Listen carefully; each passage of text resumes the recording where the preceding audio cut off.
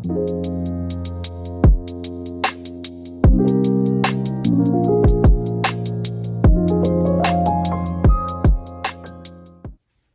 everybody, welcome back to the Pressing Matters. I'm Scott. Thank you for tuning in today and thank you for your support. Today we're going to be talking about a late night jazz pick, and this week it's Kenny Burrell's Midnight Blue.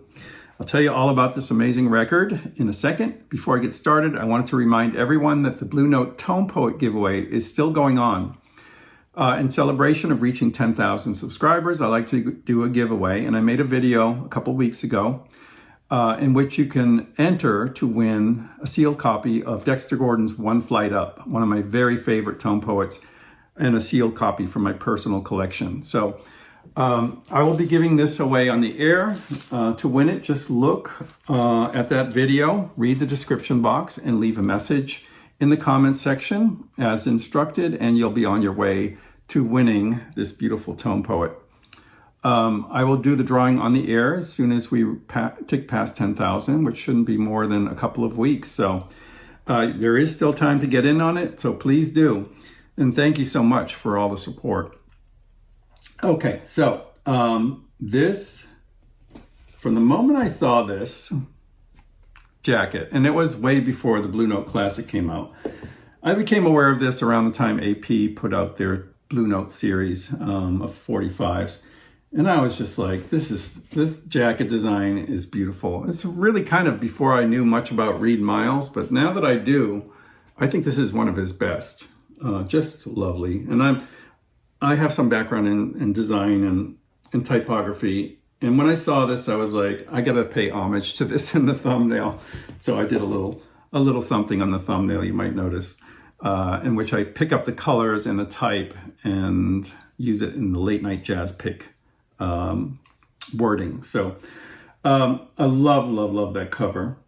When I finally heard the record, I fell in love again. There are 7 blues-based tunes on this, okay? And the cast of musicians is inspired, I think. Stanley Turrentine is perfect for this kind of music. It has a late night vibe to it, very bluesy, and Stanley Turrentine's tenor sax is perfect for it. Kenny Burrell, of course, is on guitar. Major Holley on bass, Bill English on drums. And there's an addition of Ray Barretto on conga. Ray Barretto adds the sonic seasoning that makes this record magic. When I first heard it, I was like so attracted to the Latin rhythm of the opening track, Chitlins con carne.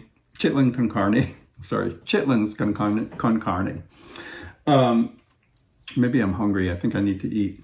Chili con carne. Chitlins con carne is great. And Ray Barretto's congas are used throughout the album to great effect. This is a perfect late night listen. Slow to mid-tempo tracks, bluesy in nature, well played, well recorded. The music just sort of washes over you and there's nothing too jarring or out there. Just lovely sound, great engineering and performance. I love the album. I nominated it for a perfect record for someone just getting into jazz. And I also did 20 most played titles from 10 audiophile jazz reissue series, and this one came in under Blue Note Classic because it doesn't leave my turntable. I play it all the time. I had a chance to compare the Blue Note Classic, which is mine, with my friend's SRX version. I mean, this is where it all started. Music Matters. They did these beautiful jackets, and thank God the industry took notice, and now we get them for a lot of these series. I love them. I love this kind of presentation. It is befitting of a record like this. When this came out and I saw the jacket, I was like, you know, the reproduction's okay, but this jacket's just so beneath a record like this. It deserves this kind of treatment, and it got it when the SRX came out. These are both mastered by Kevin Gray, not too many years apart, but the way it worked was Music Matters did 2x45s initially. They were mastered by Kevin Gray and Steve Hoffman. They were very well received.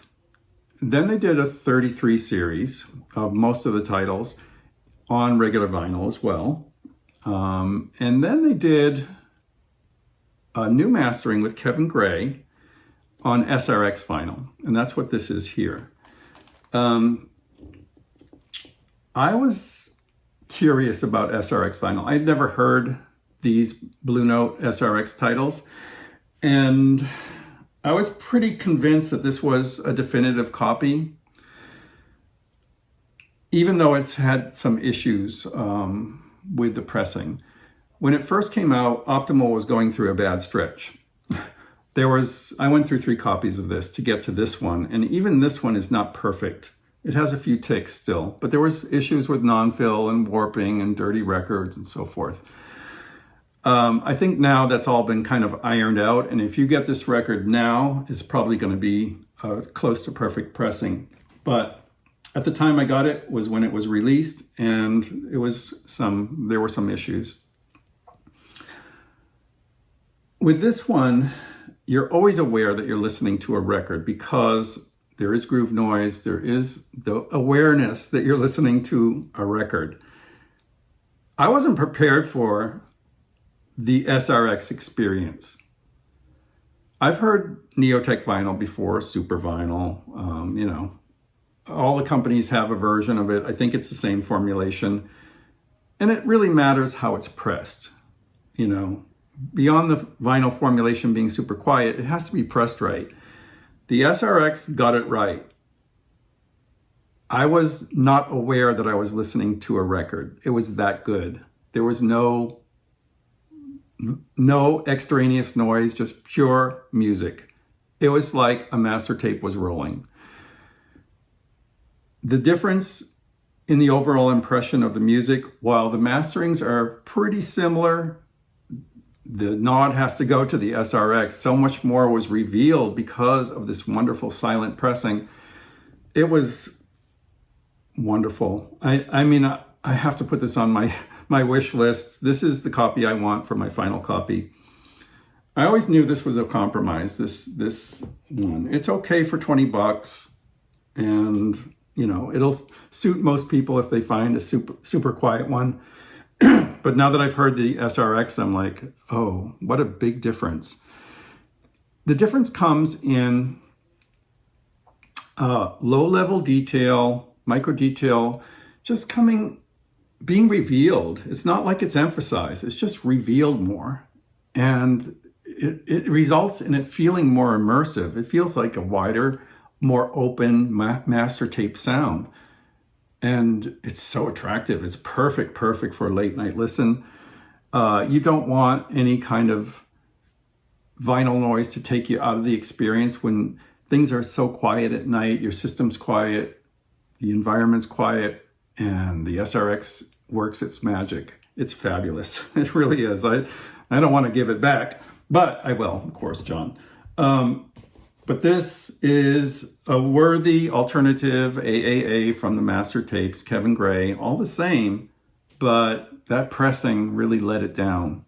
And that's my main gripe with the series is the quality of the jackets leaves a lot to be desired, and the pressing plant chosen is not the best.